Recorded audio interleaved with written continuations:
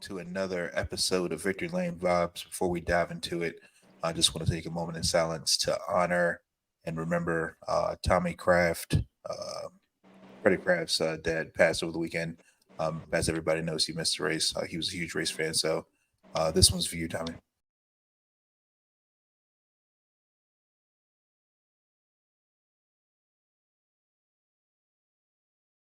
Lewis Hamilton wins the Turkish Grand Prix and is a seven-time champion of the world. Get in there, Lewis. What a way to do it, mate. What a way to win your seventh world title.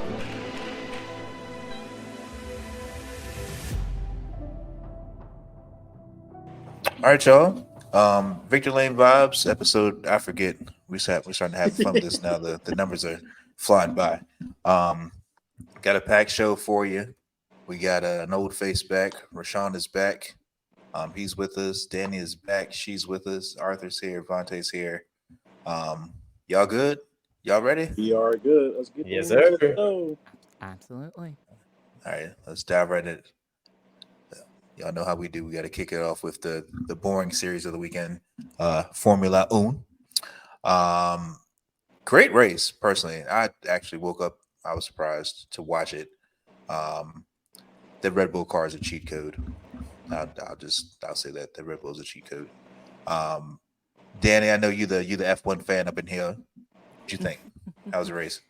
Yeah, not a bad race. Of course, it was the Red Bulls dominating by, an absolute country mile, sort of as they do.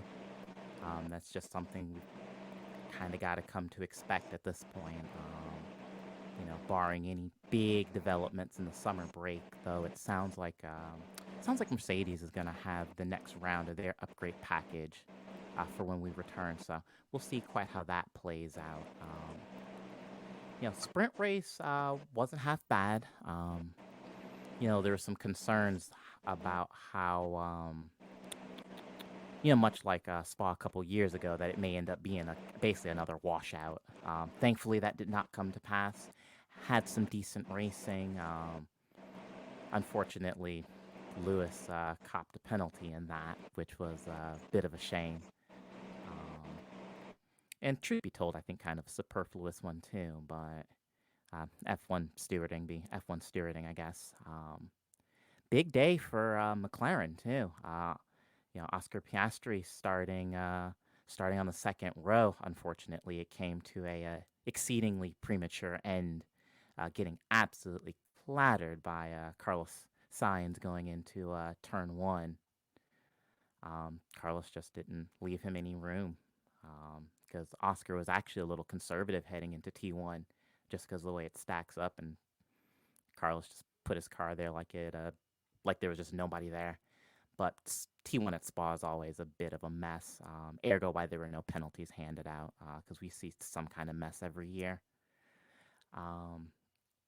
But the big thing, the pit stop practice radio comment from Max. Of course, that was a reference. Wild. Yeah, reference to Spa last year when Sergio made a late stop, and for the team was they were asleep. Sergio's box, which is unusual for the Red Bull crew, hence the joke, but also that was a long line in the continuing banter between Max and his race engineer, Jean-Pierre Lambesi. I think Horner phrased it best, saying that they're kind of like an old married couple. You think they need counseling sometimes, but then you realize that they're just fine. Out of all of the race engineers, GP is him. And post-race was actually kind of interesting, too, because Lewis got angst about sort of, of course, the Mercedes lack of pace relative to, well, first it was Red Bull and Aston Martin. Aston Martin seems to have fallen behind in development a bit, and now it seems to be McLaren and Red Bull.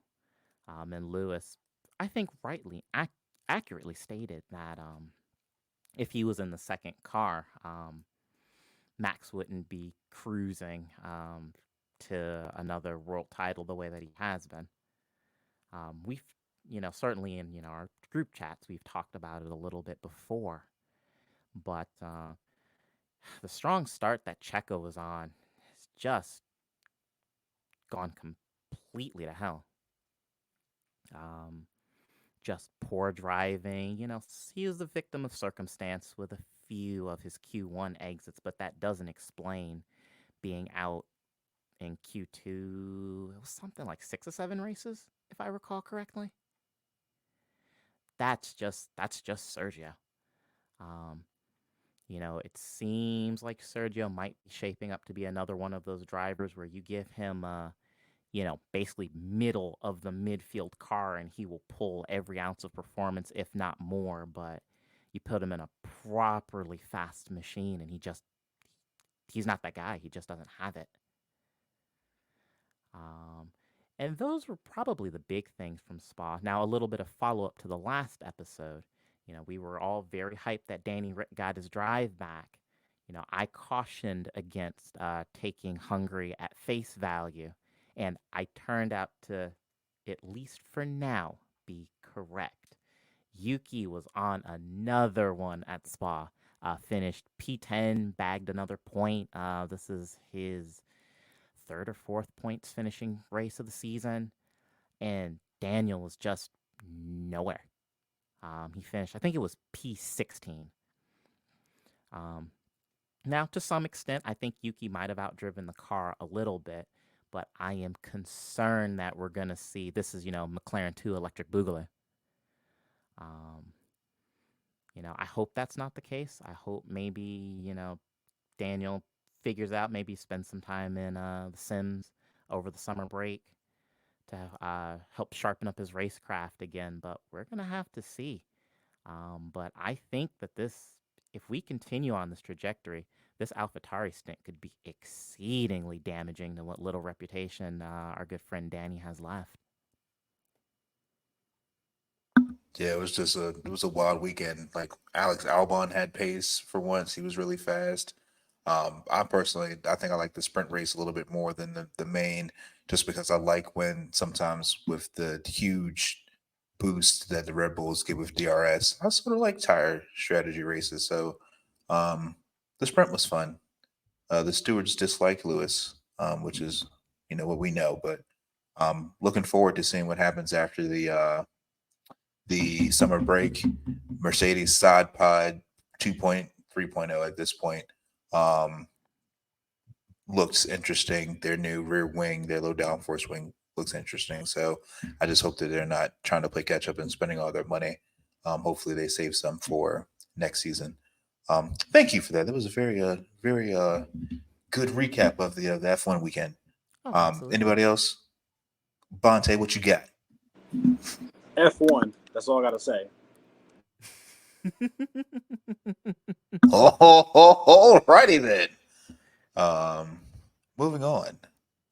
The trucks were at Richmond. Carson Hocevar came back and won, and I thought was dramatic fashion. Tom Majeski's had no win in the world losing that race, but of course he figured out a way to do so. Y'all watch trucks? Anyone? What'd you think of the truck show? The truck race. All right. I think we're going to get into the cup race later, but I think I liked the truck race more if we're comparing Richmond races over the weekend. The strategy calls were very apparent, and the last 20 laps, I was really just sort of holding my breath, seeing if Ty Majeski could hold off Carson Hocevar, and then quickly realizing that he had no shot and that he was a sitting duck. It felt kind of like one of those the NASCAR video game challenges where they give you the fresh tires and you got to chase somebody down in 5 laps. And so that was just put me back to my childhood playing those games. But overall, that was a pretty exciting race. I really enjoyed it. I think Richmond should just be a night race everywhere, maybe? ? But overall, I really enjoyed it. Yeah, it's sad because obviously y'all know Richmond's my home track. It sucks that there's no more night races. I can kind of see why they moved away and made it in the daytime so they don't have to expose Goodyear for being absolute trash at putting tires together for this racetrack. But at the same time, it's too damn hot. Like I need some cooling from somewhere. It's too damn hot. So Goodyear, if y'all listening, fix the tires, bro. Like don't do that. So after the race, Matt Crafton gets to continue his shenanigans of never missing a chase for the Truckers Championship. Round of 10 opens up at IRP, and then they go to a local favorite here. Let me say it. From Milwaukee. No, I'm playing. But yeah, Milwaukee. There's gonna be Truck's gonna be in Milwaukee late August. Your boy will be there. So if you see me, say hello. And you'll be able to notice Bonte because he will be wearing his Victory Lane Vibes podcast shirt and have Yes, cards sir. to pass out. Shameless plug while we're doing the plug. Anyway, so as the point standings look going into IRP, Corey Hahn was your regular season champion. Zane Smith 2, Joseph is 3rd, Christian Eckes is 4th, Grant Infingers 5th, Ty Majeski is 6th, Ben Rhodes 7th, Sanchez of Nick is 8th. Matt DiBenedetto finds himself in the chase for a cup, and so does Matt Crafton. Who do you all have? Well, it's easier to say who's going to miss moving on to the round of 8 out of those gentlemen's. Who do y'all think is going to sell? Well, I've never been a Matt DiBenedetto buyer, so I have to put him there. I don't have any reason to be confident in him down the stretch in the clutch. So, I mean, I give him all the props in the world. He made the playoffs. That's an achievement you can hang your hat and be proud on. But I look at the folks in front of him, and then behind him is Matt Crafton, and we know his resume in the Truck Series. So that would be my easy pick to go with.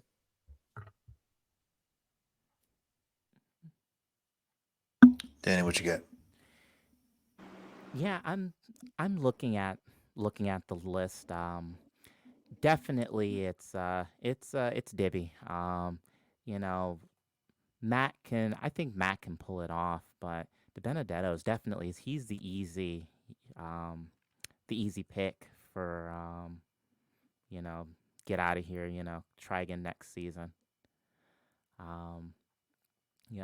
Now granted, I don't it is difficult for me to keep up with trucks well enough to say too much beyond that, but certainly I've watched enough, especially since Benedetto got yeeted back to trucks. I guess a couple of years ago now. He seems like the easy sell. Although from there, I think it's kind of anybody else's game. Rashawn, what you got? Who do you think is going to be the first shoe out? I think this round will be pretty straightforward. So I think it's going to be Crafton, DiBenedetto, and Sanchez will be the first eliminations. The points gaps is sizable.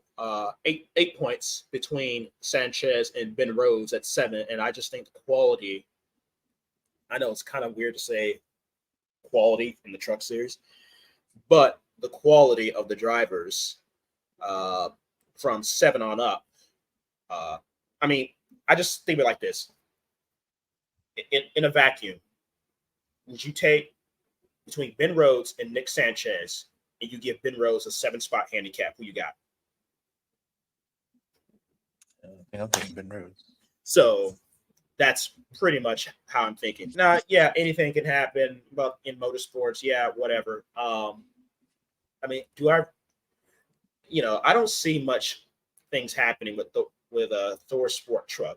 It seems like the teammates are more of a threat to themselves than the actual race itself. Anytime I see a Thor Sport caught up with something, for some reason, it has something to do with his teammate, one of their 3 other teammates. So I don't know. I just think this particular round is going to be fairly straightforward.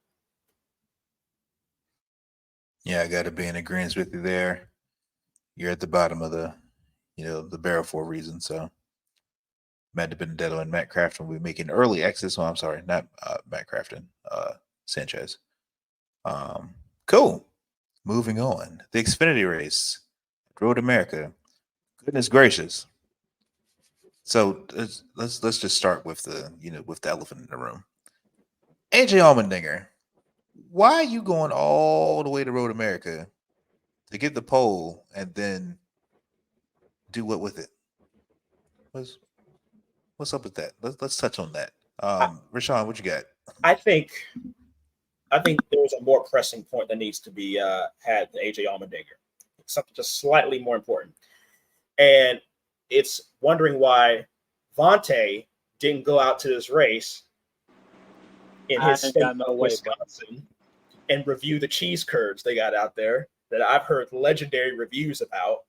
He could have went out there, gave a little review how good they were, and then report back to us. But he didn't go to Road America. So I'm just left with nothing. But AJ Allmendinger, I don't want to speculate. There's two ways I think this in a nutshell, in a vacuum, this really makes no sense. But there's two ways that there's some threads of logic that could exist lead to this decision. One, they did not expect to be this close in the points battle already when they already made plans for this race. So they already intended on it.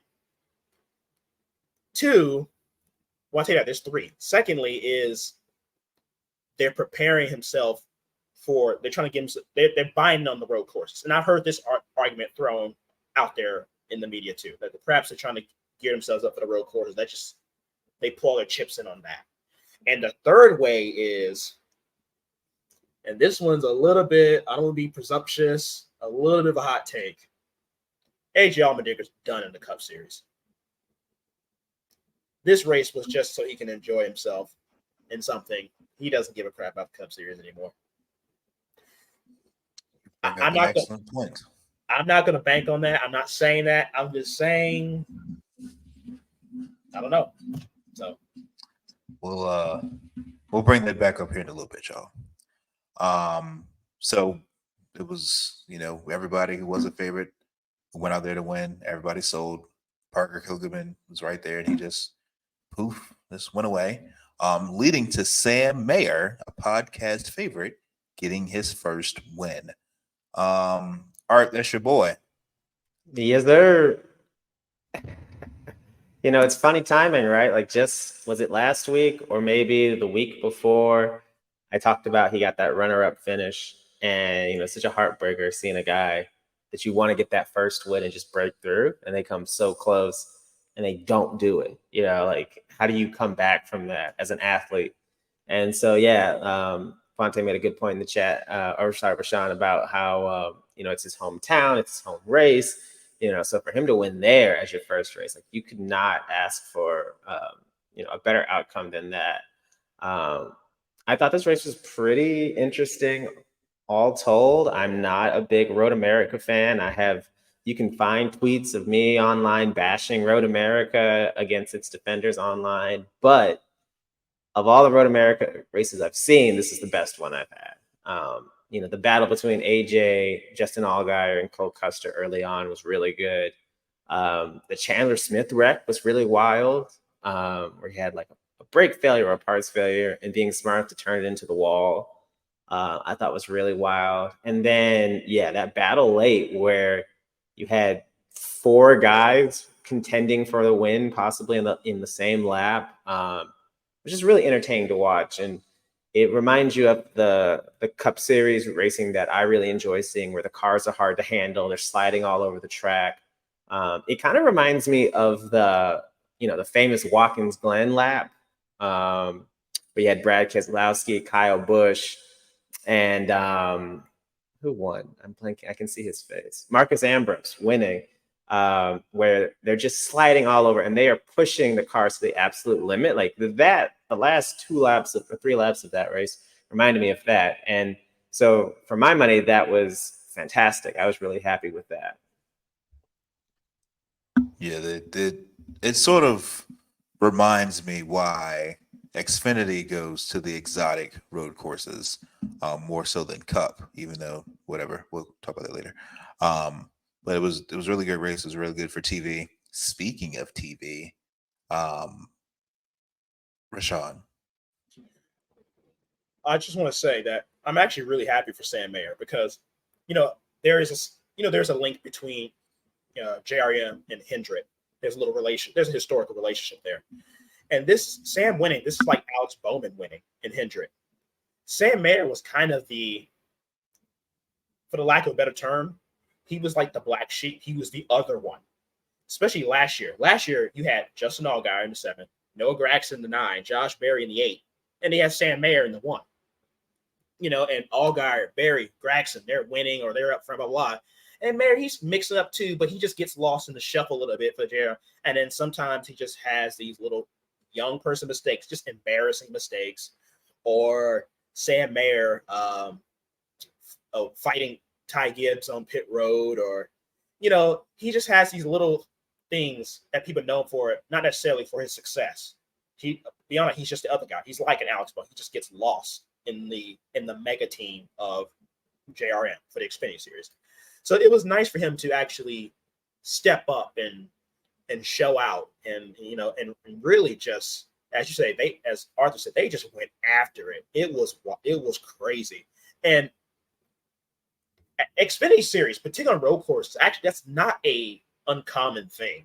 The Xfinity series guys, they are savages and honestly, sometimes for the worst too.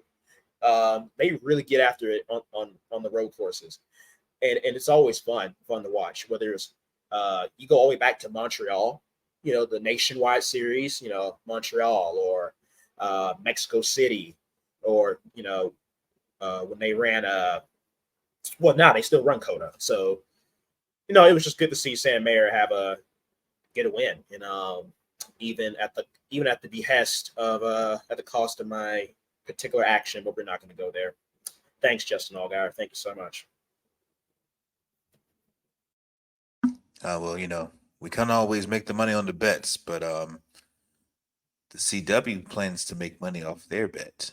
They offered NASCAR 115 million American dollars in a broadcasting deal starting in 2025. Who's the CW? Is that WB? Is that ABC Family? Is That this more money is, laundering? Who is this? I think they owned by CBS. I may be wrong. Who's the May be wrong. CW? We should have looked at that before we started the show, but Yeah, the CBS. $115 million is nothing to sneeze at. Paramount Global is CBS basically. CBS and Viacom merged, and then after the company from the merger changed its name later to Paramount, who owns CW, along with Nexstar. So basically, I was Bands right. will make her dance. Yes, Bonte was right. Yes, sir. CBS money, SpongeBob money, Nickelodeon money. Whop. Yikes. The one thing that I found really interesting about this was the immediate backlash from a certain section of NASCAR Twitter, who just doesn't like change and just is constantly unhappy, and I don't have this channel, I don't have this or that, when it's a free over-the-air channel. Like, you Literally, don't have to have anything. Like, you don't need cable for it. So what is you complaining about? It grinds my gears how. Oh, sorry to cut you off, Arthur. It grinds my gears how NASCAR fans.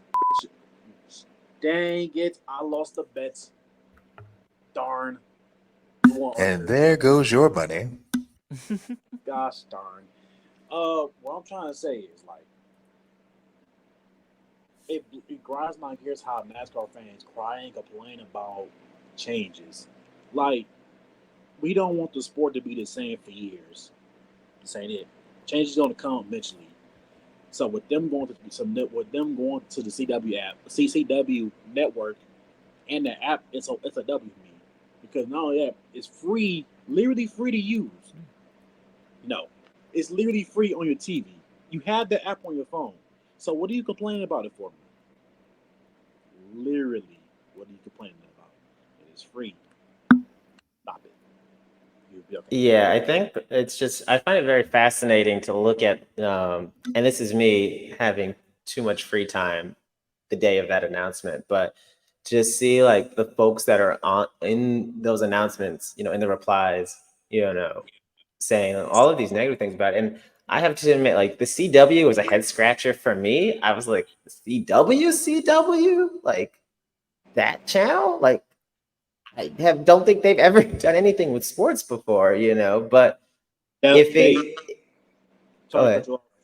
So I was happy when they announced that because they started building up their sports program. Because I know they're doing golf. I think they're doing football too. I mean, I'm not sure, but like, but them adding this, I was happy. You go ahead, finish, bro. Yeah, I was just gonna say, like, I think, this is not a channel that's known for its sports content or packaging, but the fact that it is free, the fact that they do offer it in so many places, whether online or through your TV, I think is very promising. I'm very much in the let's see what happens camp. I just think it's so early for people to say like this is gonna be an L, it's gonna be terrible. Like we don't know yet, guys. Like this might get, more eyes on the product who don't have access to USA Network or Fox or whatever the case may be. So it's interesting to see what happens, but it was just a big surprise. That would have been one of the last channels I would have ever thought to pick if you told me where is Xfinity gonna go. Yeah, so it's a And little bit different for me. Of course, what's now modern CW, it used to be UPN way back in the day. So, for those of you who are not aware, I am from Detroit. UPN was actually, and the local CBS affiliate was the home of the Pistons back in the 90s. So, there is some historical context, at least in effectively my, sort of home market for, affect what is now basically CW, doing some sports casting. So, and folks, and truth be told, even though this was the late 90s and the Pistons were garbage, the more things change, eh? Um, they still wax lyrical about some of those broadcasts. So, assuming that there's even, a slice of that competency, then this will be fine. And, fundamentally, it's, even if it's a total dumpster fire, it can't be worse than, the majority of Fox broadcasts. So there's that. And additionally, this is more money for Xfinity. And, well, frankly, that's never really a bad thing. it's interesting because in the fine print of this deal, NASCAR is actually going to be handling the production of the show, which I think is kind of cool. So it lends it interesting. I was listening to Denny's podcast earlier, and apparently they could do it in such a way where they could just do the whole show in North Carolina and not have to send people to the track, or there's some like pit road reporters to the track, but not have like the main broadcasters there. Um, and there's a funky way how NASCAR did it to get paid for that, but it just opens up like NASCAR voices that we miss that aren't tied to NBC, that aren't tied to Fox. They could come back. Alan Bestwick being on SRX is fantastic. I think personally, he's a great personality for NASCAR. He could come get a bag and come back to the Xfinity series.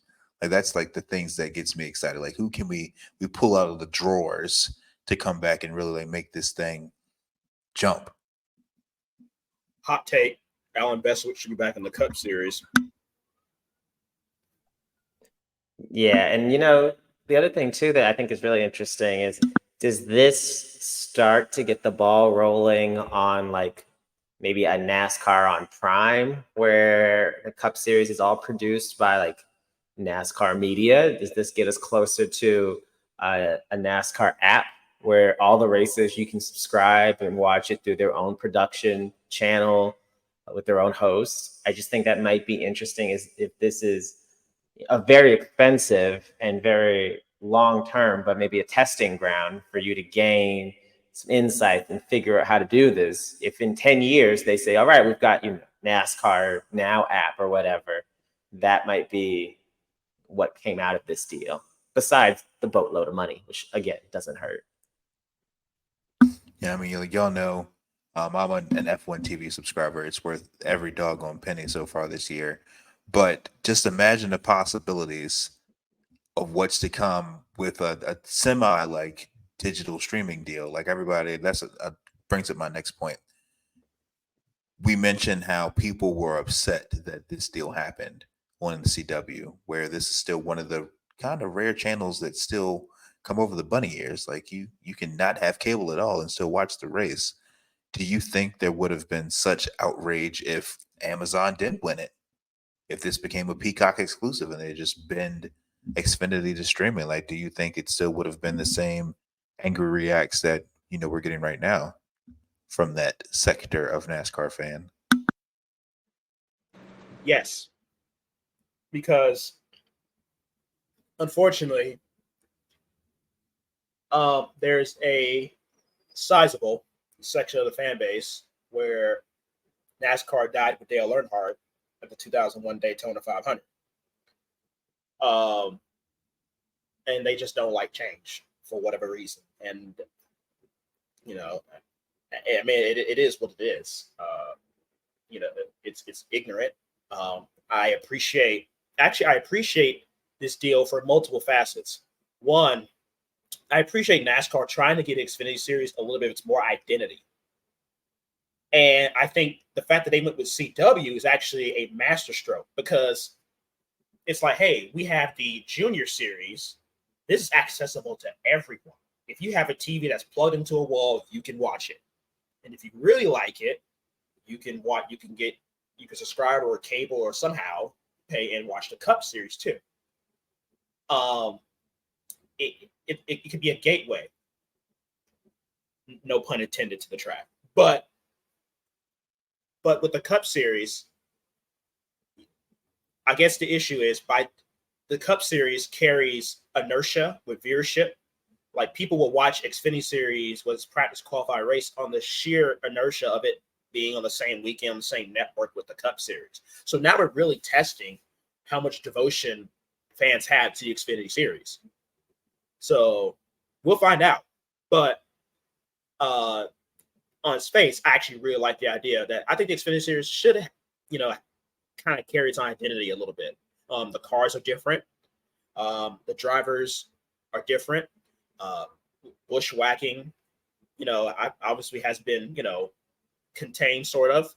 So, back in the day, it was basically just Cup Series light. You had just as many Cup drivers doing double duty. You had, out of 38 car field, you had like, I don't know, a third or a quarter of the field being full-time Cup drivers. I'm like, So no, I really like this deal, but we'll see what happens with it. Although I think I've read, and I could be wrong, correct me if I'm wrong, I think talks NASCAR and Amazon have slowed down a little bit. But again, they're in no rush for anything. That's also reported too. So that's not saying that's going to happen. It's just things have just kind of slowed down a little. I mean, at the end of the day, the main thing I want out of this deal, we should be at a point in the sport where we shouldn't have to rely completely on sponsorship to pay for things.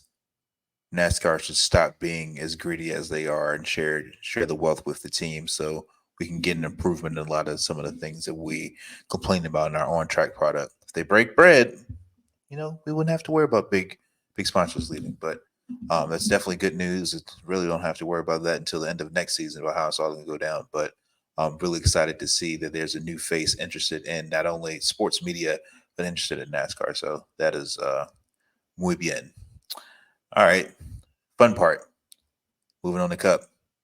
Me and Art were out the race. We sweated. We saw awesomeness. Let's kick off Richmond. Art, you were there. What you think? How was the race? Man, so I would give the Richmond experience overall an A. I would give the race a B minus. So this was my first time going to Richmond, and I got there pretty early because I wanted to walk the ground, see the midway, see all the things that there are to see. I really enjoyed it. I thought from a fan activation side, they put up a really great product. There were a lot of driver interviews.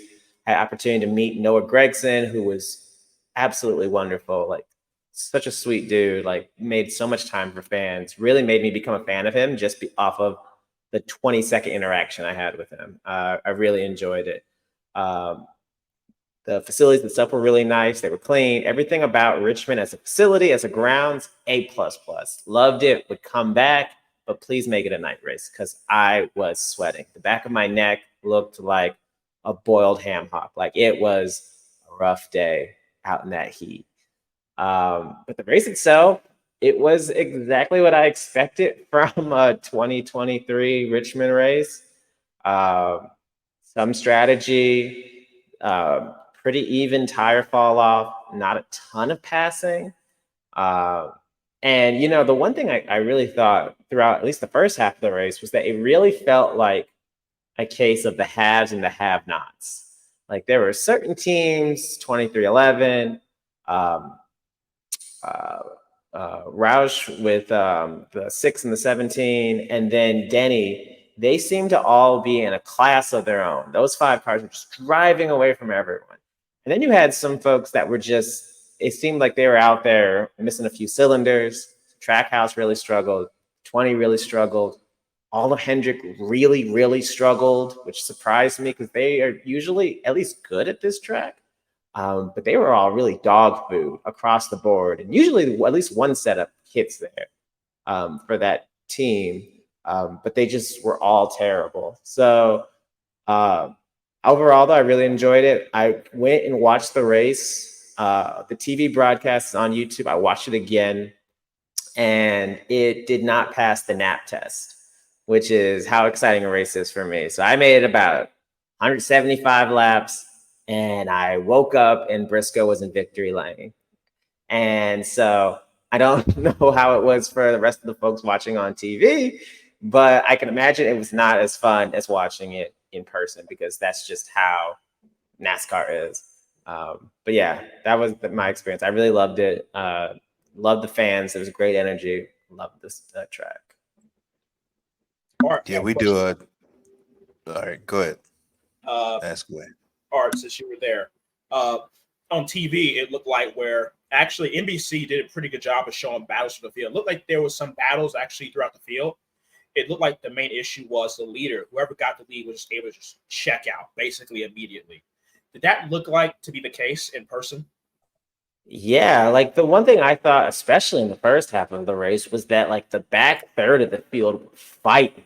Like it was a dog fight from maybe 22nd on back. Like those guys were going door to door, 2-3 wide, a lot.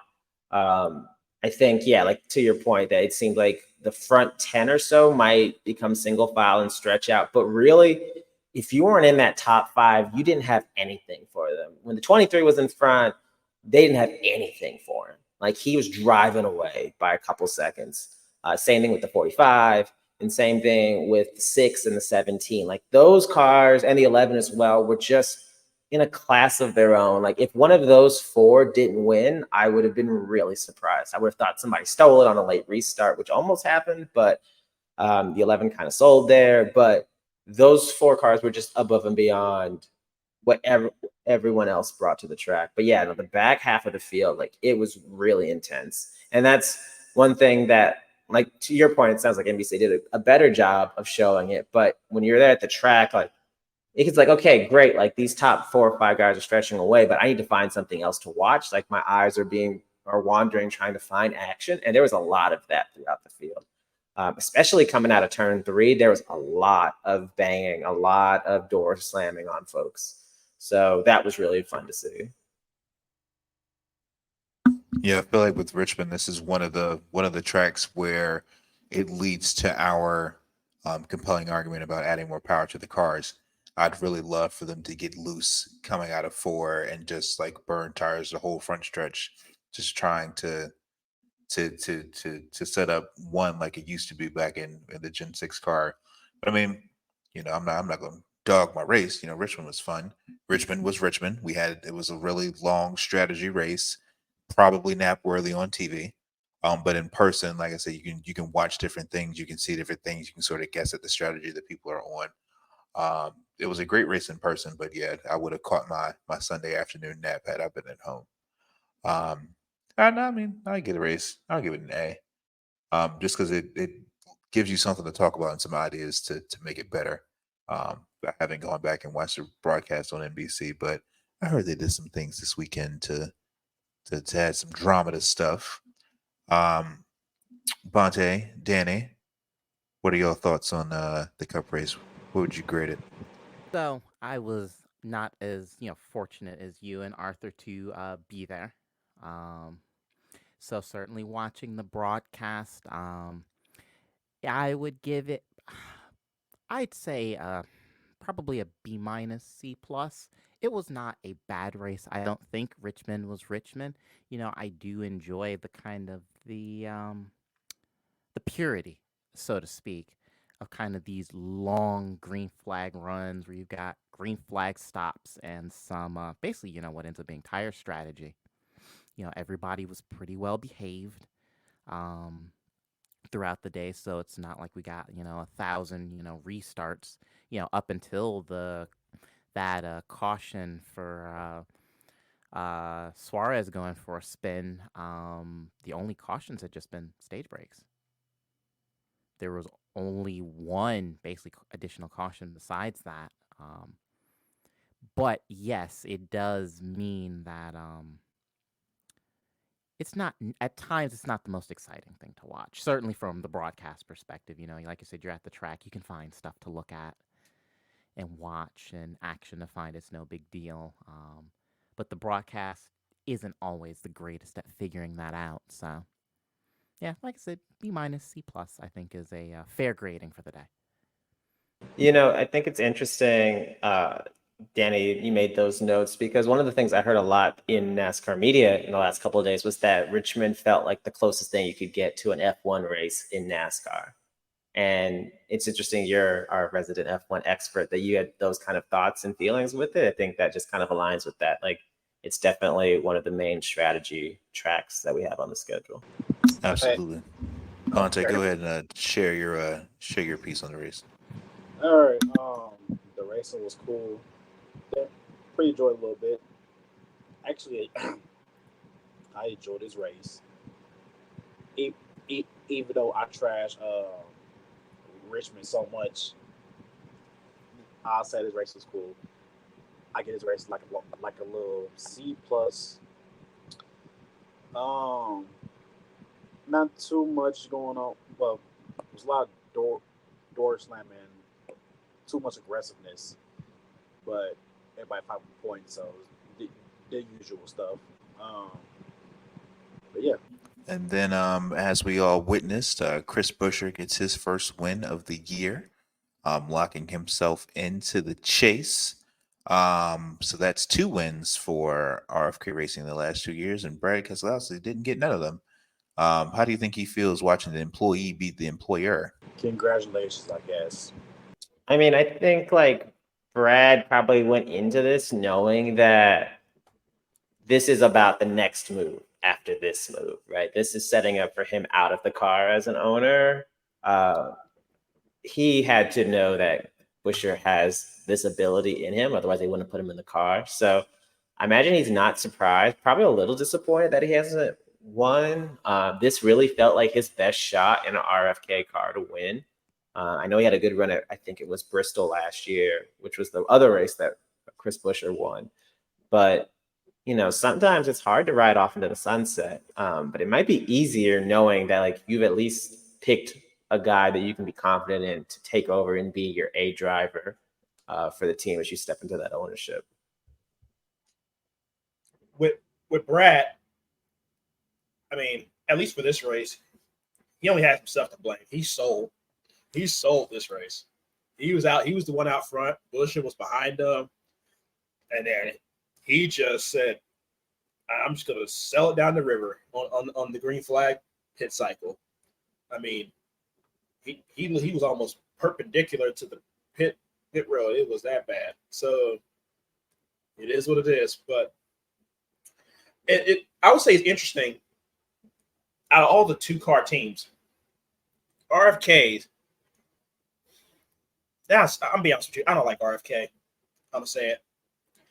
But why are you laughing, Chair? But I just automatically think of Ocean Gate now because of the submarines. Just don't mind me. Oh my hey, that's basically what happened to Brad. Basically, he just imploded. His wind just imploded. Oh man! Shout out to Brad, man. But those two cars, they run pretty much right next to each other, wherever they are, whether it's the front, whether it's in the middle, or whether it's in the back. I'll say this. I sound like Kyle Petty just then, but they are extremely consistent as a team. They never really beat themselves. If they don't have the speed, they don't have the speed. But they never, as a team, just I'm not saying never. Everybody has mistakes, right? But compared to other teams, especially some other two-car teams, they hardly ever beat themselves. And as if you never really beat yourself, you give yourself a chance almost every time on the days you actually do have speed. Because there are other two-car teams that are, I would say, 9 out of 10, always faster, but they always sell on race day. There's another two-car team who I think perhaps should have won this race, but both teams sold for one reason or another, and I'm sure we're going to get to that. But, I would say all in all, actually, RFK, I would say it's probably faster. But also, I guess it really just came down to just Richmond. Whoever's in the lead, you just checked out, right? That's just the nature of the racing with the package and whatever. And I really hope, at least on the short track, NASCAR can do something about that. I think the shifting's also a hindrance as well to the quality of racing on the short track, at least competing for positions. We'll see. I know they did some testing. We may talk about that, but yeah, RFK, it is what it is. They're consistent. They they didn't beat themselves, and they had the speed today. They had the speed yesterday, Sunday, whatever, and they won. So.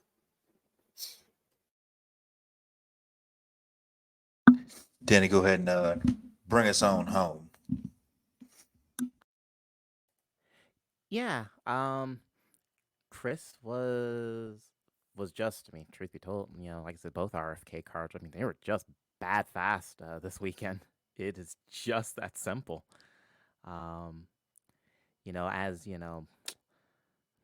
stated previously, they weren't the only ones. 2311 cars were quick. Denny was quick. Although I'd be interested to know why he was ostensibly the only JGR car that seemed to have any real consistent pace this weekend. I know Trix started kind of on the back foot and was able to kind of work his way forward. But it seemed like everybody else was nowhere. Yeah, Hendrick was just garbage this weekend. Oh, yeah, that's right. Thank you, Rashawn. But yeah, Chris was he was quick, and frankly, kudos to him. Put together a complete race. He didn't do anything silly, and yes, he just once he got out front, he was able to break away, and even a late restart wasn't enough to do anything about him. So he earned it. Which brings us to our favorite corner of the podcast, the 2311 corner. So we start off on a high. Bubba led twice for 80 laps Sunday, amassing his highest laps led in a single race event in his early Cup career. So shout out to them on that. The pit crew is pit crew sold. They did what they normally do, but because of Bubba's this I feel like it's like Toyotathon at the 2311 shop, man. This is just sales all day long, every weekend, sales. It was the end of the month. Quotas had to be met. Get it. Right. Get the numbers up.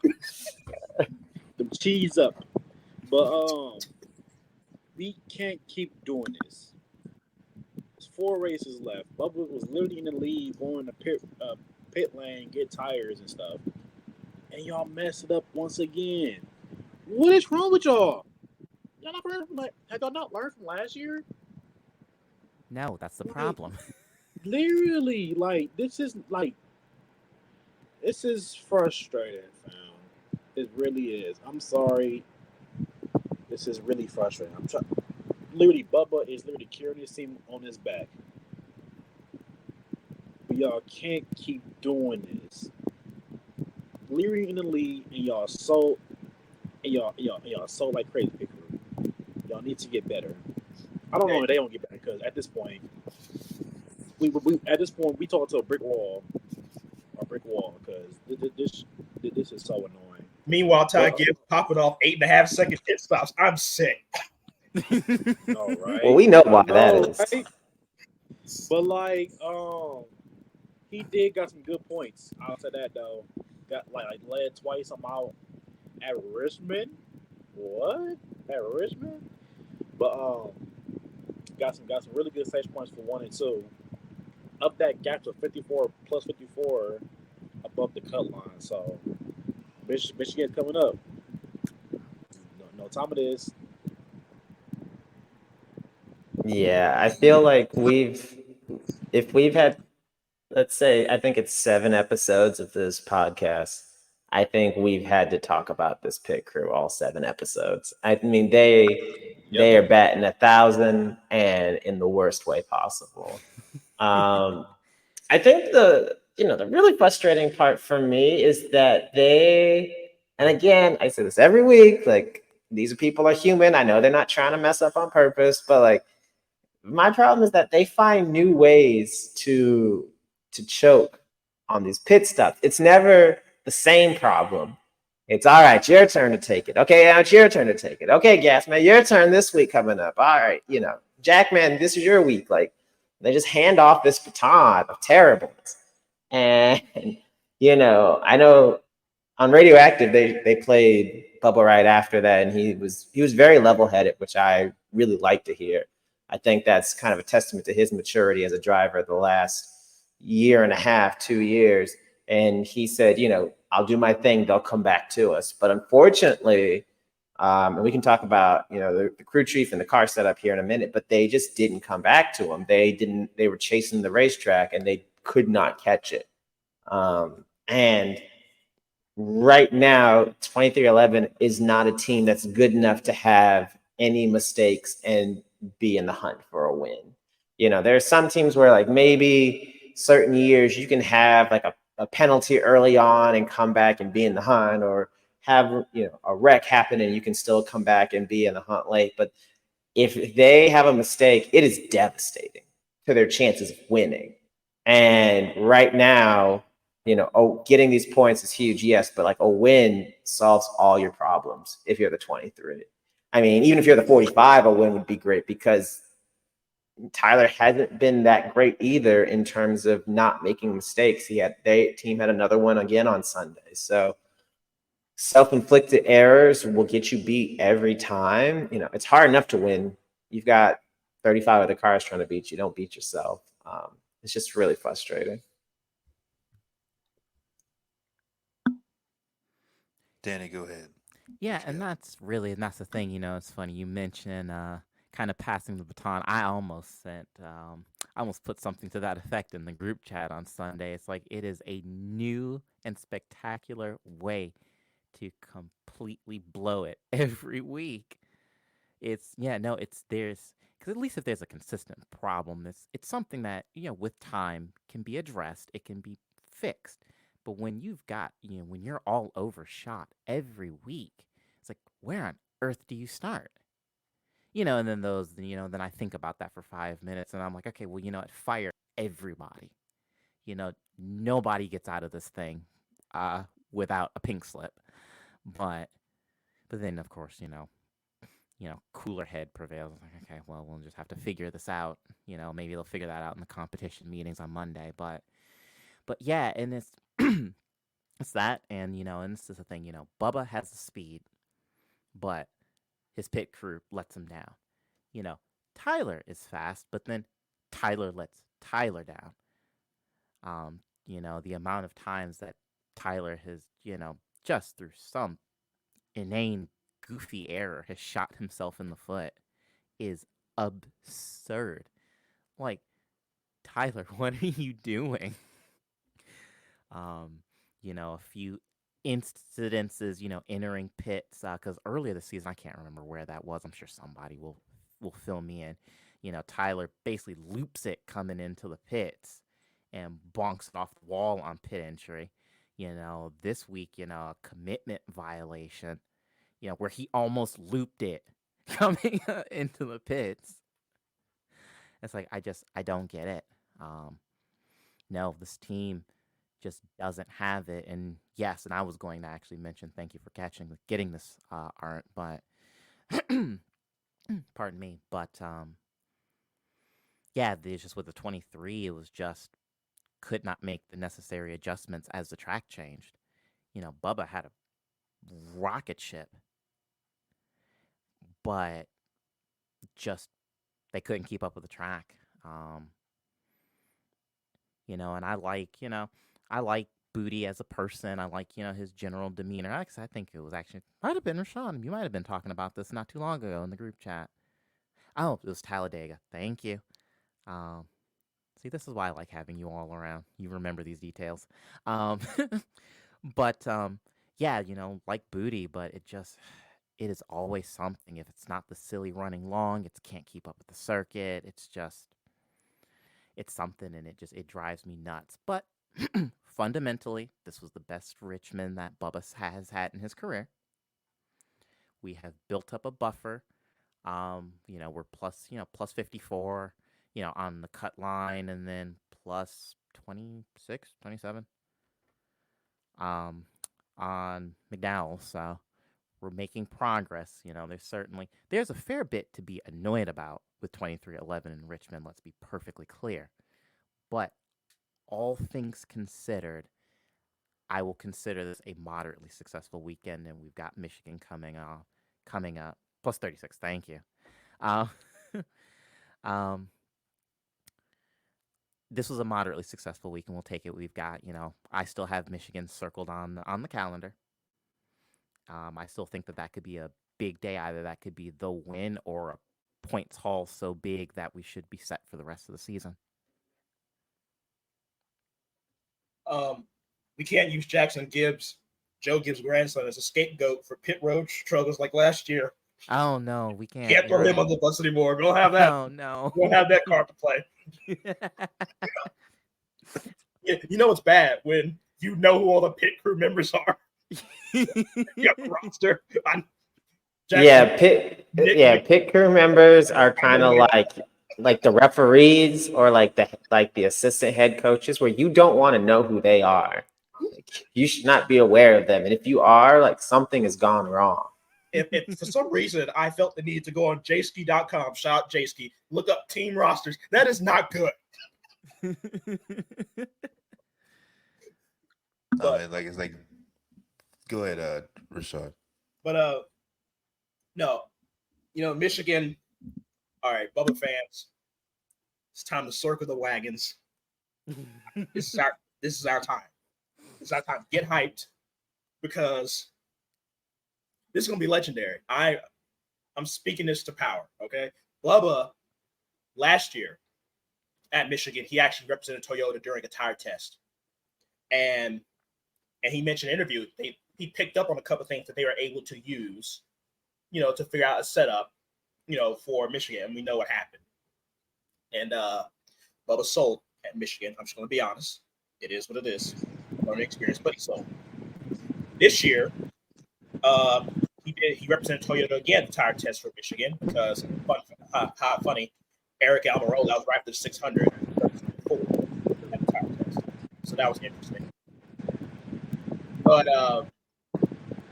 I think he's going to learn some things, and also Bubba, we know how Bubba is. Bubba holds on to stuff, and I know, especially for any driver, that last restart at Michigan, replaying his mind 1,000 times. And I know he has an axe to grind coming in this week in Michigan. He's going to be focused. He's going to want to set some demons right. You know, he really thinks that one I just totally sold and I let that get away from me. And come hell or high water, if that car has the same speed, he's going to make sure he brings that thing to victory lane. And I'm sure he's going to be fired up internally. I'm sure he's going to have the team fired up. And they already have good morale going in because of the buffer with the point line. And I'm just feeling good about this. I'm feeling good about this, Jared. I'm going to go by the casino. I'm going by the book. I'm feeling good mojo here. We're gonna.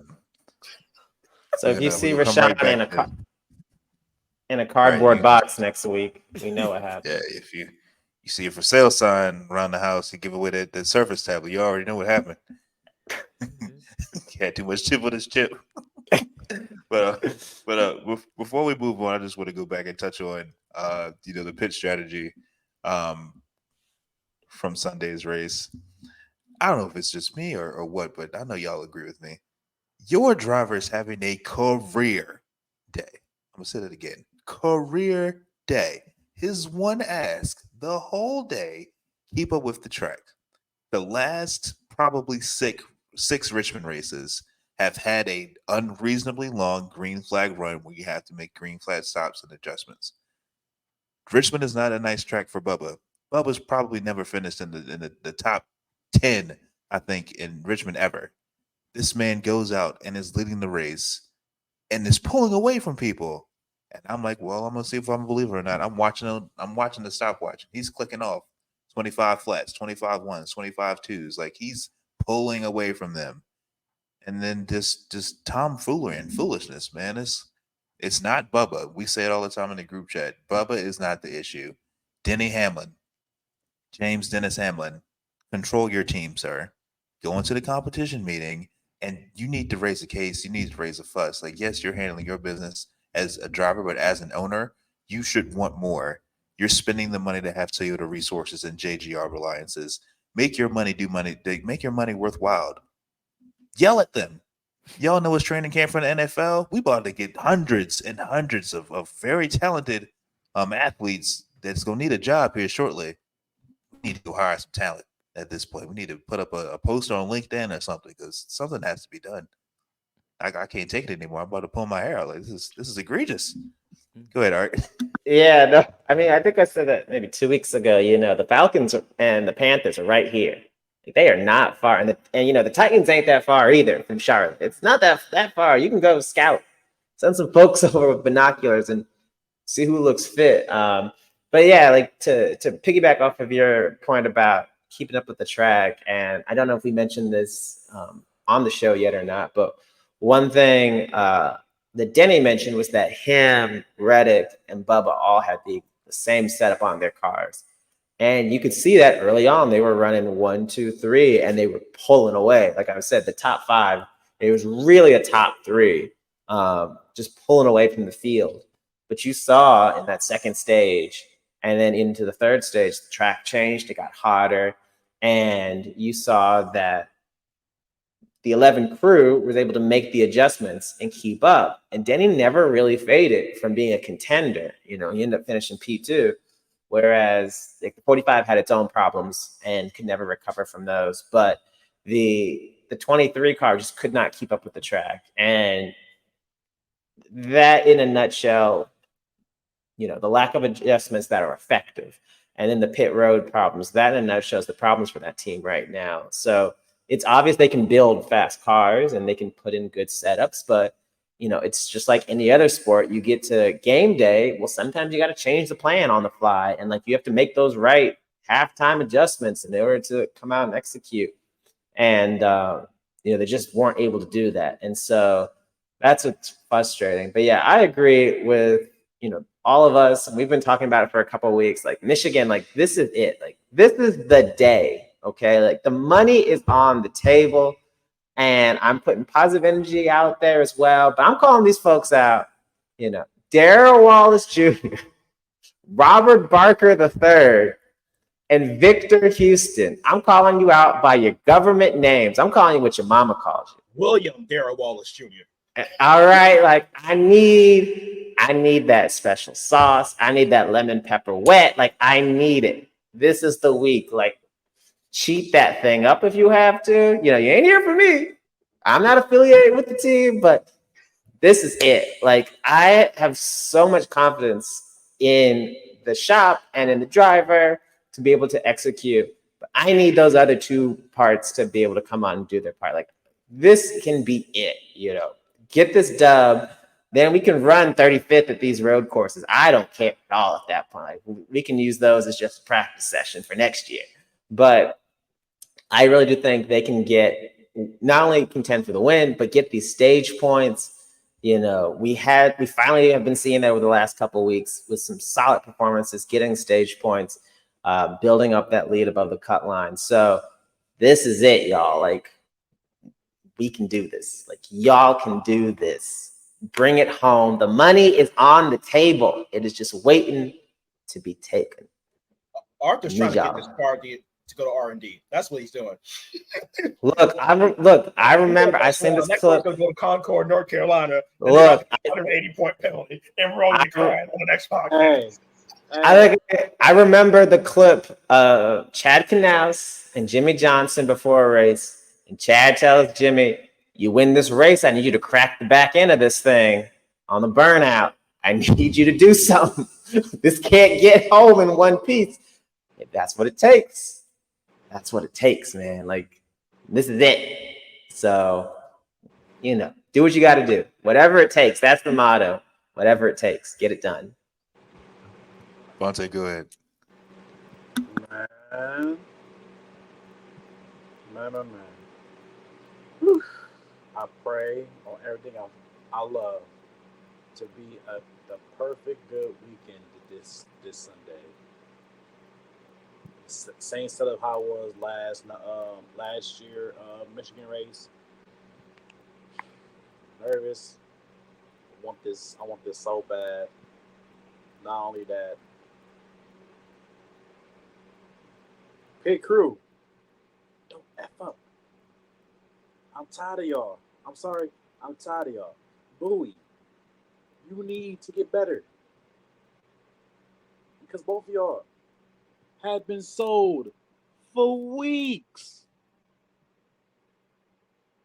Please. We need this win. Bad. Is this a podcast or is this therapy for us? At this point, it's therapy. Hey, man. At this point. Look, this can be a bit of podcast, a bit of therapy, a bit of a pulpit to preach to the masses that need to hear it. Somebody in the 2311 shop is listening to us right now. I don't know who they are out there. Steve David Wilson. Yeah. I wasn't trying to put their business on blast like that. But if we're going to be honest, all right, we're going to be honest. This is it, fellas. Ladies and gentlemen, like, this is it. You got to believe that you can have 5. Right. Yeah. Like, this is it. This is your Super Bowl. This is game 7 right here. Michigan. Forget Daytona. Forget that, because you should assume you're going to get wrecked. And forget the road courses, because we know I'm assuming Bubba's is just not going to do anything. Okay. This is it. Wait. Shh. I know, Rashawn, I get what you're saying, but I have a little tiny bit of faith at Indianapolis. The last time Bubba finished at Indianapolis, top 5, baby. I'll give you that. Bro. That I don't care when you win. Bubba in the top 5 of the road course, bro. That's made my whole week. If a miracle ended up happening again for the last 2 road courses, bro, I'm getting drunk. I don't care. Hey, anything's possible on a double file restart going to turn 1 in the road course. Anything is possible. Yeah, those races at Indy road course are really a war of attrition. And that is one thing Bubba has seemed to be able to do well, is just survive the chaos and hope to be there at the end, and maybe 15 cars go spinning off, in the madness that is that race. So, I'm not going to predict a top 5, but I mean, maybe he's got some magic in his bag. We don't know. We don't know. Never know. Never And know. I'll say this real quick, especially talking about road courses really quick. I went to Sonoma race, and Bubba did what a lot of people say, right? Including Steve Letarte. Just run all the laps. Run all the laps. Wherever you finish, where you finish. In Sonoma, I watched him, go up and down. He ran all the laps. He passed maybe one or two cars. He got past a fair amount. He ran all the laps. His last second restart, he ended up in P17. That's brilliant. That's fantastic. The fans thought I was crazy because I was wearing a 2311 hat, and they thought, and I was acting like I won the race. Bubba won the race. Okay, so but that's all you need to do. He's did a great job at Richmond, Michigan. I mean, this is right here. This is it. He could really put a hammer through, like just a hammer blow to the 15th spot and hold on to it. And then he has some good buffer for the road courses to get through. And in Daytona, you can go through from there. But yeah, just run laps, and that's all you do. If you run laps, especially in NASCAR and road courses, the racecraft, it's lacking. It is lacking in the Cup Series for road courses. So you run laps and things can happen, just like the Indy road course last year. He was just there, and he actually crossed the line in 6th, but they disqualified Chastain because he drove all the way around through the other part section, whatever. Yeah, that's right. And that pushed Bubba into 5th. So yeah, still win. Hey, remember, right? Rashawn, remember when you made a tweet? This was you said Bubba got top 5, and you had posted that video that coach was saying "Let's go," and then Bubba in a song your tweet. Oh yeah, I think shout out to Raja Karu. I think Raja actually pointed it out to him because Raja liked it first, and Bubba was like the next person to like it after. Was you shocked when you saw that? Yeah, I mean, I was surprised. Yeah, in fact, Bubba's actually liked a few of my tweets in the past, particularly like he posted a tweet about what you're listening to, and I posted a screenshot. It was a song from Dance Gavin Dance, which is a band he's heard of, obviously. So he liked that tweet, but whatever. I reply, but yeah. So no, we'll see. I was shocked when he I'm sorry, getting on topic here, but he liked their minds when I had said, "Show my friends fire diecast," and I was at work during the time when this happened. So I looked at my phone. I'm like, Bubba, like, tweet. I'm like, get the fuck out of here. Get the heck out of here. Dang it. It's fathers. So I said, get that F out of here. Yeah, you know what I mean? But like, I saw it. It was true. I'm like, bro, let's go. He acknowledged the Bonte account. No, I'm joking. But yeah. So proud to be a fan of his, man. Forever, always. All right. Moving on. So looking at live standings, Bubble Watch. We're up 54 to the cut line. McDowell is 18 above the cut line. Ty Gibbs is 18 below the cut line. And AJ Allmendinger is kicking himself because he's only 22 down the cut line and he wanted to go play in Road America.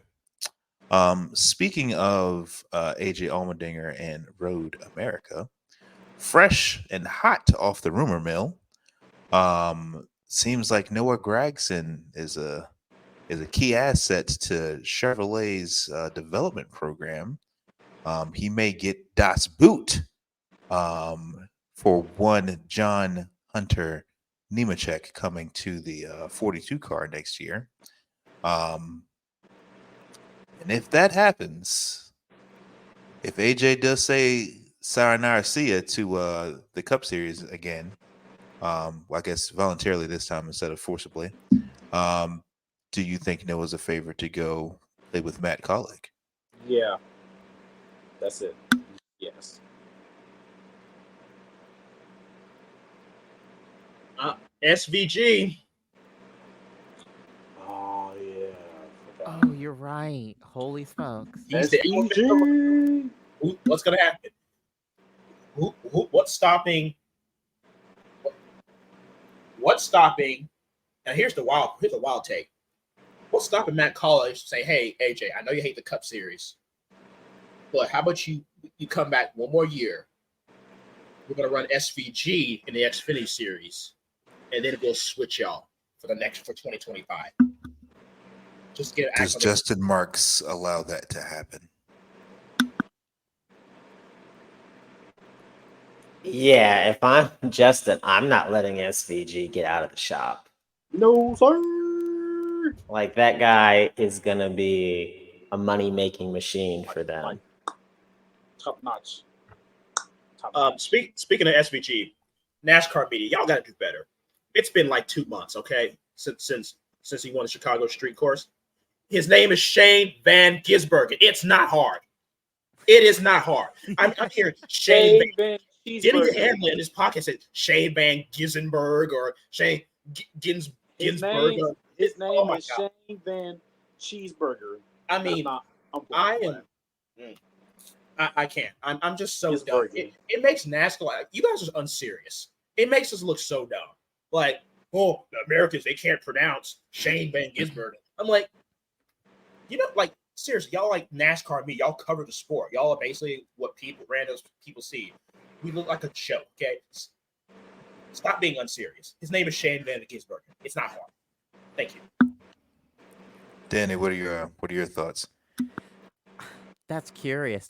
I was thinking, potentially Allmendinger to Colleague, but yes, then realizing that Shane's contract in Supercars is up at the end of the year. He has already made it abundantly clear that he's punching a ticket to, his ticket to North Carolina when he's done. It is truly wild to think of Shane being in Xfinity. Truth be told, would he even do that? Like, honestly, would he spend any time in the feeder series? I mean, he conquered Cup in Chicago. Does he want to play with the scrubs in Xfinity? I don't think so. So I think that AJ I think is going to end up heading back to head back to Xfinity to clear out some space, and and if indeed Noah does get replaced, truth be told, he might actually do a little happy dance. He has been so miserable this season. The idea of him getting out of Dodge, or Legacy in this instance. It may be that I've prayed for times like these. Meme. It's interesting because and then Art, I'll let you jump in. I didn't have John Hunter going to the 42. Maybe John Hunter going to the 42 means that Martin Truex is coming back for another season. The oil is still hot in the pan of the Bacon Boy. I will never say his real name on here. Bacon Boy is going home finally to be a father to his kids, and Michael McDowell seems to be the front runner for replacing him at SHR. So silly season is ramping up. Go ahead, jump in, Art. Yeah, I was gonna say to piggyback off of Danny's point. So when I met Noah, and I posted this in the chat, but I met Noah. There's a bunch of people waiting to take selfies and talk to him. So you've only got like a couple seconds with him. And I just said, "Oh, hey, it's really great to meet you." And we took a picture. And as I left, I said, "Hey, thanks. I really appreciate it. Good luck the rest of the year." And this man gave me the most weary thanks I've ever heard. Like, I feel for that man. Like, he is going through it. So yeah, maybe he's looking forward to getting out of that. But I don't know. If I'm the 42, like, is second year Noah better than first year John Hunter? I don't know if going with John Hunter in the Cup Series is that much of an upgrade. And we've talked in here before about how the Cup Series cars are so different from the Xfinity cars that there really are apples to oranges. And so, yeah, he's struggled. Like, Noah, I think, is maybe the worst in terms of points among full-time drivers right now. But we know he knows how to drive a car. Like, he's proven that he has ability. And I do think he's worthy of a Cup ride. I think Chevy has said you'll get the scraps out of the back of the shed for the rest of the season. but I wonder if how he would fare, in a Toyota, feeling refreshed, feeling more optimistic, having better support. Um, I'm just interested in how like that plays out. Like I do think I'm a believer in Noah's ability at the cup level. So if he were to go back to Xfinity say full time, I'd be really disappointed to see that happen because I don't think he should be there. I think he's worthy of being in a cup ride, at least getting that experience now versus going back and even if say he dominates Xfinity, wins 10 races, like that's really a waste for him and his growth as a driver. I think it may just be like his impending absence. He may know already. It's just because at Legacy switching over to Toyota, they'd rather have Toyota drivers in the car. And like I said, well, maybe he just means that much to Chevrolet, where they'll just rather pull him out and put him someplace until a spot opens. But I don't think unless the charter availability gets a little crazier than what I'm thinking right now. But if Noah did get Das Boot out of his car, I don't know where he goes and be competitive unless AJ gets kicked out. If Justin keeps SVG or is able to, if he's able to run Cup his first year and not have to go down and come up, that might open up some seats. But I'm very interested to see how these next few weeks play out in regards to silly season. So I know we touched on it a little bit, but we're just going to circle back to looking ahead at Michigan. We have the Xfinity cars at Michigan. We have the Cup cars at Michigan. We have a DoorDash scheme for Bubba. We have a Rocket League scheme for Tyler. Here comes our impromptu "We Bet You Should Too" portion of the show. Rashawn, at last check, the odds seem to be going down for Bubba. The line opened this morning at plus 1,600. At last check, they're down to plus 1,400. I think Vegas is on to us. Yes. Vegas is anything but stupid. They know how Bubba ran last year, and they're definitely booking him accordingly. Unfortunate, but I don't see any more further adjustment until the actual qualifying. So go. I guess if you want to bet on Bubba, just go ahead. I was a little bit disappointed. I was hoping for plus 2,000 odds and stuff like that, but we'll see. I might, Jared. How much you thinking? How much you thinking on the bet? And here's the I'm calling you out because we're gonna say in front of everybody how much you're gonna bet. No, I'm saying in front of America. I'm literally as we speak, I'm trying to pull up DraftKings. They seem to be the only betting service that I use that lets me bet NASCAR. FanDuel doesn't, bet MGM. They used to, then they stopped. Hard Rock doesn't. I'm not a degenerate, I promise. I just like options. So it's safe to say you and I are picking the 23 car to burn it down in Michigan. Bonte, Art, Danny, who's your picks to win this weekend in Leod, Michigan? Why would you ask me this? You know. You know exactly why I asked you this. Say it loud. You know. Say it for the people. Beat up. This man actually moved his mic. That's crazy. All right, what you think? Yeah, I would say, the 23, and then looking at last year's race, the 4 was really competitive and won, but they have not been super consistent this year. I think we've talked about before, that's Kevin carrying them. I don't know. I don't gamble because I don't like losing money. If I had to pick a dark horse or just a random, maybe the 9, you have to figure they're going all in aggressive to try to get a win. I think they have to know that that pointing their way in is going to be extremely difficult. So if I have to pick a non-Bubba Wallace car, maybe the 9. But remember, folks, it's called gambling, not winning. So just keep that in mind. Just before Bonte jumps in, I have the the live odds as it speaks, Denny's actually the favorite going into the weekend so far at plus 650. Larson's at plus 700. Billiam Byron at plus 750, along with Martin Truex Jr. and Kyle Busch. Harvick is at plus 850. Ryan Blaney's at Ryan Blaney has better odds than winning, Bubba. What? Tyler Reddick 1200 with I Seabell. mean, Blaney actually Blaney won at Michigan in the won past. at Michigan 2 years ago. That's fair. Logano's at 1400. Chase Elliott's at 1500 with Bubba on DraftKings, currently sitting at plus 1500.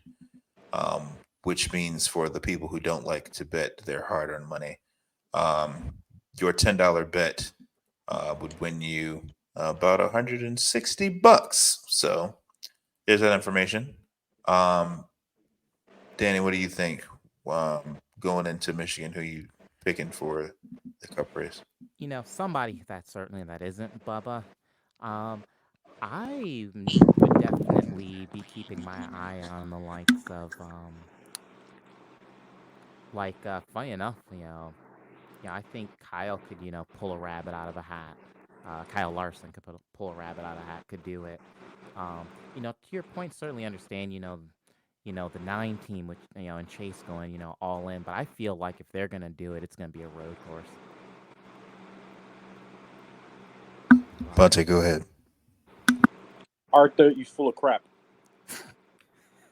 Wow, that's the way to start that. Like, do you want a new winner besides your boy? But do you want a new outside it? Really?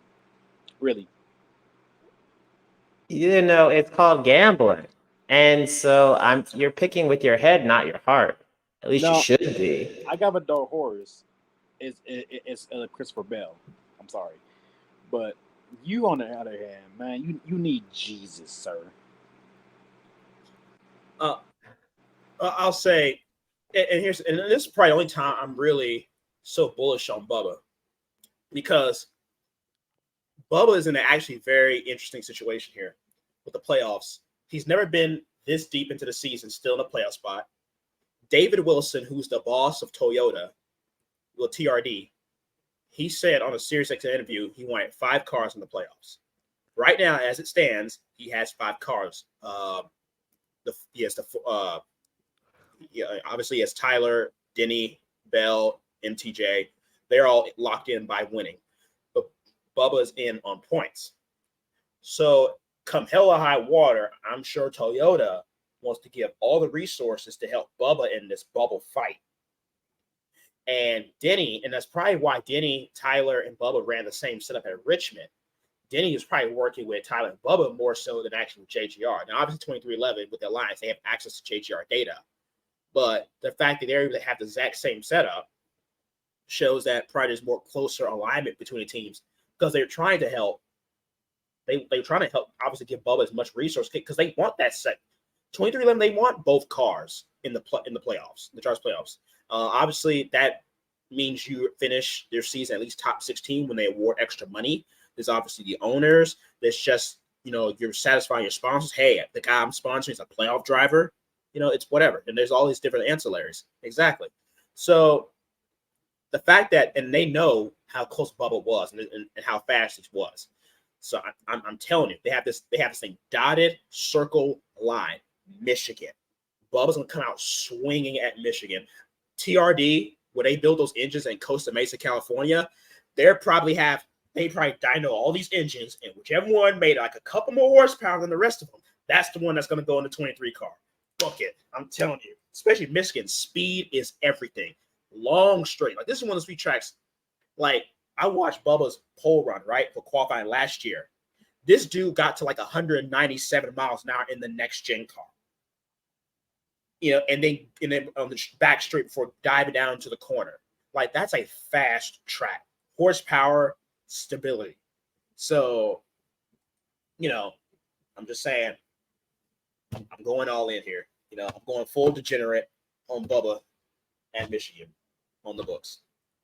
I'm gonna get my ticket. I'll make my bet, and I'm gonna screenshot it, and the podcast Twitter can post it. so you know exactly how much I put on. This man says, so you know it's real. One last, most recent thing it looks like. If you listen to Actions Detrimental, Denny Hamlin called out Michael McDowell's road course performance in comparison to Chase Elliott.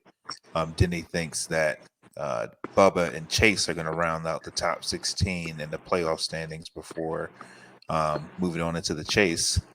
Michael McDowell tweeted back at Denny Hamlin and said that he's going to take that bet. And he's going to put up the total points between Indy and Watkins Glen and see who's better, Chase or McDowell. Personally, I'd put my money on Chase. So I don't care about this weekend. He's not going to do anything. Let Bubba get this weekend. Chase can be the NASCAR's golden boy. He wins at Indy. He beat Shane Van Gisbergen. I said his name right. Let them have the banner raving next week. What y'all think? Who's better, Chase or Michael McDowell on the road course? Chase. Hot take. I mean, last gen car it was Chase. Next gen car, not the road course killer that he's been. Because you think about it, in that last car, I mean, it was Chase to the field. Like, he was on another level. And he's not been that dominant. Now, it's not like he's been dog food road courses. Like, he's not a back marker or anything. But there's something in that car that just doesn't mesh, doesn't gel with his style as well as the last gen. Because you just see the performance isn't there. And I think his best chance of a road course win was probably what in this next gen car was Watkins Glen last year. And he lost out to his teammate and, caused some heated rooms back at Hendricks. But I feel like McDowell's done really well at road courses this year. I know he's gotten a lot of points at road courses this year, stage points and good finishes. So I don't know. I don't know if it's as clear cut as people think, because I, like a lot of people, think, it's Chase, obviously. Like, he's that guy on road courses. In the last 2 years, not really. He still has the ability, obviously. And, like, if he won, I'm not going to be shocked at all. But I think it's closer than people want to give it credit for. I can't believe I'm saying put some respect on Michael McDowell's name. But maybe you need to put some respect on his name. Nah, I'm good. Arthur makes a really good point, and I'll say this, and this is really just for all sports, right? Not just NASCAR, whatever. Don't poke the bear. That's a good point. Don't just prod for no reason at all. Like, McDowell is like right behind your own driver, and you talk about a track type that statistically your driver is bad at. So if for some reason Bubba doesn't handle his business here, he's got 2 road courses where he's right in the crosshairs of McDowell. And you're like teasing on your podcast saying this, that, blah, blah, blah. He's chasing good road courses. And he said, I'm going to take that bet. And Danny Ham responds like, good, you should do that. I'm like, bro, do you know who you're talking to right now? Situational awareness. Do you want Bob front row saying, you know what, screw this guy, screw this arrogant guy. Hey, Roush Yates, I want the best engine you have right now, and I'll pay double for it. Because that's how much it's worth to make sure my guy's in the playoffs. Do you want that to happen? I don't know how their alliance is set up or their engine package or, who's on the tier, right? But front row, whatever. But still, I'm just saying, why?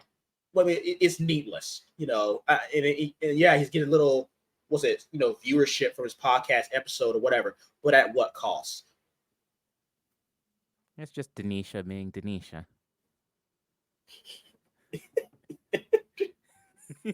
Care to elaborate there? Denny is catty as anything. You know this. I know this. We all do. And Denny seems to there's some little synapse in Denny's brain that seems to just really, really enjoy, frankly, being highly disruptive, particularly when he gets off the racetrack, with just little jabs, little comments here and there. This is just what he does. This is, for better and worse, this is just Denny Hamlin as a human being. Is it supremely stupid to, as Rashawn said, poke the bear? Yeah, probably. Um, is there a potential for this to all end in tears for Denny? Yes, absolutely. But however, does, August 1st at, 11 o'clock p.m. Eastern, Denny care about that in this moment? No, not remotely. Yeah, I I mean, mean, Danny's what just like a messy. He's that messy guy or that messy girl that in college or high school that like just has no impulse control in the moment. And it's just like, oh yeah, poking the bear is like the perfect analogy, right? It's like, yeah, no, I'm just gonna say this jab, and I'm content to like sit back in the moment and watch it potentially just blow up. But I don't care because I like the chaos, I like the noise, I like the messy. Um, I think right now, if you're 2311, you want to be supremely laser focused, and that includes the owner, right? Like laser focused, like you want to have blinders on. You want to be like a racehorse. So you don't see anything on either side of you. You're just focused on what's in front of you. Like I get like you have your podcast and like I'm literally on a podcast. So like I'd be a hypocrite if I was like, oh, you can't be spicy or like anything. But like it's different when you're a driver and a competitor. And like you guys said, like this guy has the ability to directly influence your team's performance and getting in the playoffs. So not wise, but not surprising at all. I mean, if anything, if he is genuinely poking the bear, who's to say that Michael McDowell's a bear? He's a cub. He's not about that life. He has a 500 win. What has he really done? Why should we be afraid of Michael McDowell? Catch us on the track. Oh, wait. The level playing field is road courses, and Bubba's getting better there. I'd like to see him try to, you know, stand toe to toe with, if that's what Denny's calling him out on, not just, Chase versus Michael McDowell, but I'd like to see Michael McDowell try and hold a candle to Bubba. This is Bubba 2.0. He's not, the same driver he was last year or the year before. He's actually putting in the work in his craft and he's actually getting better. I'd say bring it. Jerry, make a valid point, and I guess in all this conversation is moot as long as Bubba handles his business, right? So, and after Michigan, I mean, including Michigan, every race so far, this is the biggest race of Bubba's career. Every single one, from week after week. He has a chance to put himself in a situation he never has, and this is a mountain he has to climb. After Michigan, he has to sit down and say, you know what? Screw this, man. I know what I'm going to get after it. I'm going to make it happen. I'm going to do what I have to do on these road courses, come hell or high water, and then, he's a cup driver, right? I hate to quote Steve Letarte, right? But he said, if you want to be a superstar, here it is, man. You're here. You put all this work in. If you want to throw it all away because of two road courses, say, oh, I'm just not good at it, then that's your business. But, if he's got to get himself up to the next level, right? And this is one of the challenges, part of that, you come this far, this is your weakness. It is what it is. Go after it, make it happen anyway. If you want to be, you want to be in the playoffs and whatever, because the garage, these are professionals, right? The garage, they're looking at Bubba. Everybody knows this guy is trash on road courses. That the whole garage is thinking that, he's gonna sell. He's gonna sell. And that's fine, right? And that's any sport, right? Any sport with competition, whatever. You think, oh, this guy's weak at this guy's not good at this, blah, blah, blah, blah, blah, blah, blah. Handle your business. All right, y'all. Final thoughts, questions, comments, concerns? No. Bonte.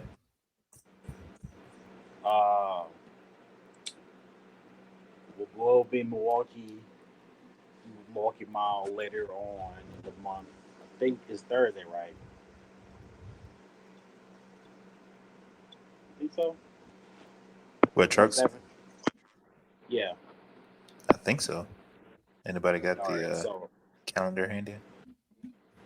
yeah, I was gonna say. So I will be at the race. If you know, if you want to say hi, hello, hang out, I'm right here. Let me know. I'm right here. And that will do it for this week's episode. Oh, Like, subscribe. Make sure you follow us on Spotify, Apple Music, Google too. More. I just was just before we wrap up, I just found this very interesting. That week, the truck race is on Sunday because that's the weekend all hell breaks loose at Daytona for the Cup Series. The trucks, I Wait, mean, with for the Milwaukee for the Cup Miles? Series. Yeah, Milwaukee Wild on a Sunday, Oh, 4 o'clock, what day? the What day 27th. is on Sunday? Really? I Yeah, thought that was Thursday.